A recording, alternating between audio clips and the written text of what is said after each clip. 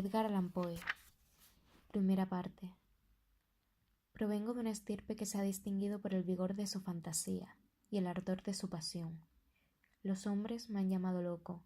pero no está esclarecida la cuestión de si la locura es o no lo sublime de la inteligencia,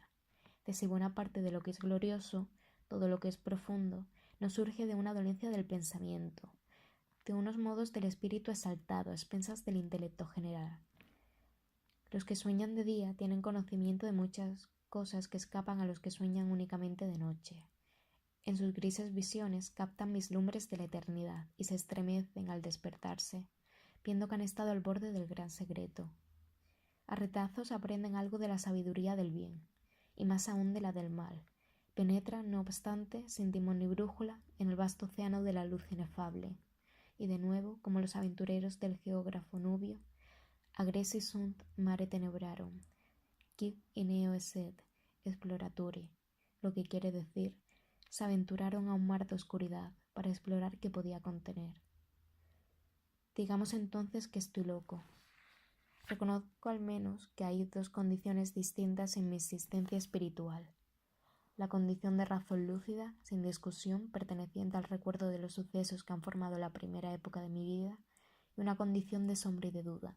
relacionada con el presente y con el recuerdo de lo que constituye la segunda gran época de mi existencia. Por tanto, lo que diga yo del primer periodo, creedlo, y a lo que pueda relatar del último tiempo, dadle crédito solo hasta donde os parezca justo, o dudad de él por entero. O si no podéis dudar, representad el papel de Edipo con su enigma. La que yo amé en mi juventud, y de quien trazo ahora tranquila y claramente estos recuerdos, era la hija única de la única hermana de mi padre, fallecida hace largo tiempo. Eleonora era el nombre de mi prima. Habíamos vivido juntos, bajo un sol tropical, en el valle de la hierba irisiada. Jamás un paso sin guía había penetrado ese valle, pues se extendía a lo lejos entre una cadena de montañas gigantescas que se elevaban y dominaban todo el contorno, cerrando a la luz del sol sus más deliciosos recovecos. Ningún sendero estaba hollado en sus cercanías, y para llegar a nuestro hogar feliz se requería apartar con fuerza el follaje de miles de árboles selváticos y aplastar la gloria de muchos millones de fragantes flores. Así vivíamos, completamente solitarios, sin conocer nada más del mundo, más que aquel valle, yo, mi prima y su madre.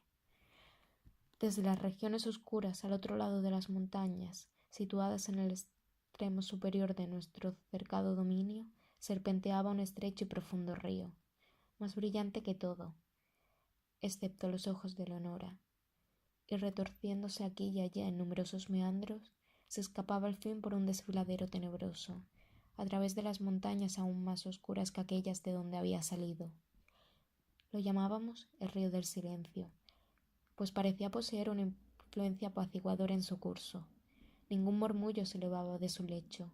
y se paseaba por todas partes tan suavemente que los granos de arena, parecidos a perlas, que nos agradaba contemplar en la profundidad de su seno, no se movían en absoluto,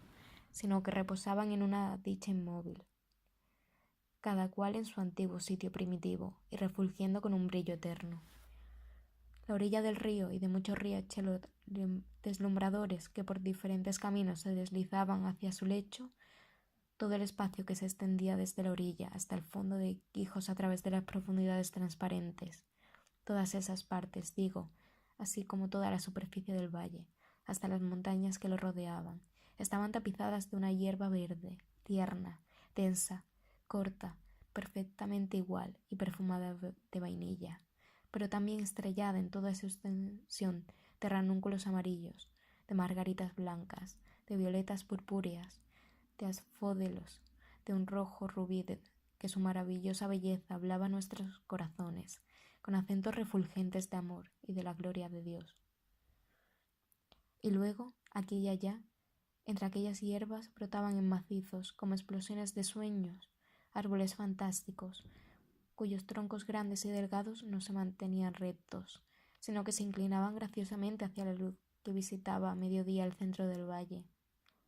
Su corteza estaba moteada por el vivo brillo alternado del ébano y de la plata, más satinada que todo, excepto las mejillas de Leonora, de tal modo que, en el verde brillante de las anchas hojas que se extendían de sus copas en largas líneas temblorosas, jugueteando los céfiros, hubiera podido tomárselos por monstruosas serpientes de Siria, que rendían homenaje al sol, su soberano. Durante 15 años, Eleonora y yo, cogidos de la mano, vagamos por aquel valle antes de que penetrara el amor en nuestros corazones. Fue una noche, al final del tercer lustro de su vida y del cuarto de la mía, estando sentados, encadenados en un mutuo abrazo bajo los árboles serpentinos y contemplando nuestra imagen en las aguas del río del silencio. No pronunciamos palabra alguna durante el final de aquel delicioso día, y hasta por la mañana eran nuestras palabras trémulas y raras. Habíamos sacado al diosero de aquellas ondas y sentíamos ahora que había inflamado en nosotros las almas ardientes de nuestros antepasados. Las pasiones que durante siglos habían distinguido nuestra estirpe se precipitaron, numerosas, con las fantasías que les habían hecho igualmente célebre, y todas juntas soplaron en una deliciosa beatitud sobre el valle de la hierba irisada. Se apoderó de todas las cosas un cambio. Flores extrañas, brillantes, estrelladas, se precipitaron de los árboles donde no se habían dejado ver aún ninguna flor. Las tonalidades del verde tapiz se hicieron más intensas. Una por una se retiraron las blancas margaritas, y en su lugar brotaron 10 asfódelos de un rojo rubí.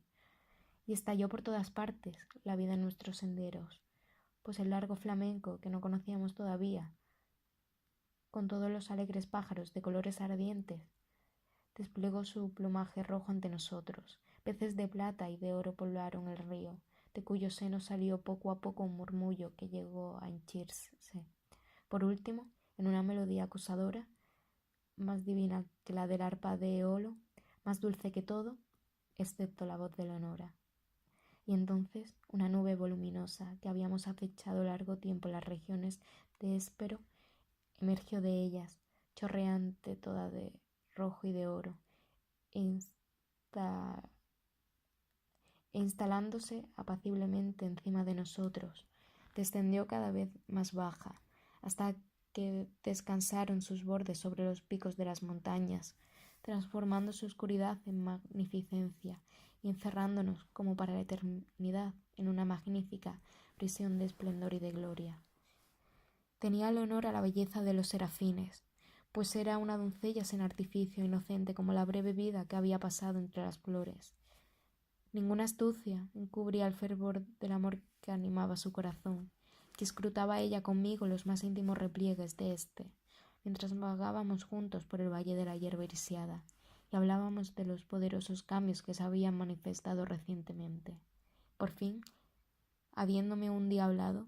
deshecha en lágrimas de la cruel transformación postrera que aguarda a la pobre humanidad, no soñó desde entonces más que con aquel tema doloroso,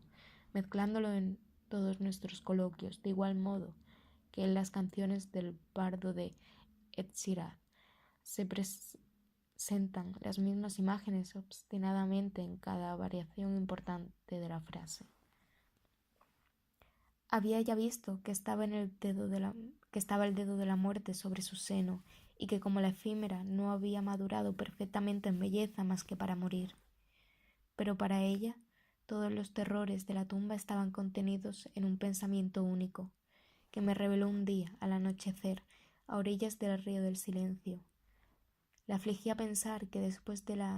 habérsela enterrado en el valle de la hierba irisiada, abandonaría yo para siempre aquellos felices retiros, y que trasladaría mi amor, que ahora era tan apasionadamente suyo por entero, hacia alguna joven mundana, frívola y vulgar. Y de cuando en cuando me arrojaba con precipitación a los pies de Leonora, y le ofrecía jurar ante ella y ante el cielo que no contraería nunca matrimonio con una hija de la tierra, que no sería en modo alguno infiel a su amada memoria, ni al recuerdo del ferviente afecto que ella me consagraba, e invoqué al todopoderoso regulador del universo como testigo de la piadosa solemnidad de mi voto, y la maldición con que les supliqué que me aniquilasen, él y ella, Ella, una santa del paraíso, si llegaba a ser perjuro, implicaba un castigo de un horror tan prodigioso que no puedo confiarlo al papel. Y ante mis palabras brillaron los ojos brillantes de Leonora con fulgor más vivo, y suspiró como si su pecho se sintiese aliviado de un peso mortal, y tembló y lloró muy amargamente, pero aceptó mi juramento, pues, ¿qué era ella sino una niña? Y mi juramento hizo más suave su lecho de muerte, y pocos días después, al morir apaciblemente, me decía que a causa de lo que yo había hecho por el reposo de su alma, velaría por mí con esa misma alma, y que si le estaba permitido, vendría a hacerse visible a mí durante las horas de la noche, pero que si semejante cosa sobrepasaba los privilegios de las almas en el paraíso, ella sabría, al menos, darme frecuentes signos de su presencia, suspirando por encima de mí las brisas de la noche, o llenando el aire que yo respirase con el perfume tomado del incensario de los ángeles, y con esas palabras en los labios exhaló su inocente vida, marcando así el final de la primera época de la mía.